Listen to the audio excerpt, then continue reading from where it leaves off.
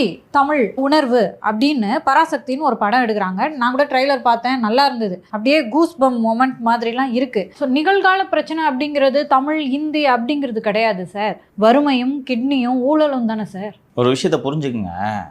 60கள்லையும் 50கள்லையும் 1920கள்லையும் மொழி அழிஞ்சிரும் அப்படின்னு சொன்னோன்னா அதை நம்பினார்கள். நாம தான் மொழியை காப்பாற்றணும் பல பேர் நினச்சிக்கிட்டு இருந்தான். 3000 வருஷமாக இருக்க மொழியை திமுக காப்பாற்றுச்சு, நீ ChatGPT காப்பாற்றிடும். கரெக்டாப்பா?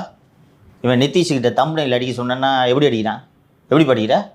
வாய்ஸ்ல சொல்லுவேன், ஃபோன்ல பேசுறான் சார். அது டைப் அடிக்குதா? ஆமாம் சார். தமிழ்ல அதை டைப் பண்ண கஷ்டமா இருக்கு சார், அதனால வாய்ஸ்ல சொன்னா அது வாட்டுக்கு.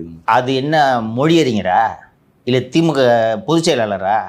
இன்னைக்கு இது எடுபடாது, புரியுதுங்களா? இப்படி தமிழ் தமிழ் என்று பேசி ஏமாற்றி ஆட்சிக்கு வந்தார்கள். தமிழை பேசித்தான் இவர்கள் கொள்ளையடிக்கிறார்கள். இனிமேல் இது எடுபடாது. இல்லை சார், ஓட்டு போட போகும்போது ஒவ்வொரு மக்களுக்கும் கிட்னி விவகாரம் கண்ணுக்கு முன்னாடி வருமா? அண்ணா பல்கலைக்கழக மாணவிக்கு நேர்ந்தது வருமா? கோவை மாணவிக்கு நேர்ந்தது வருமா? கிட்னி திருடப்பட்டது வருமா? சூரஜுக்கு நேர்ந்தது வருமா? மொழி வருமா? கள்ளச்சாராயத்தில் செத்தது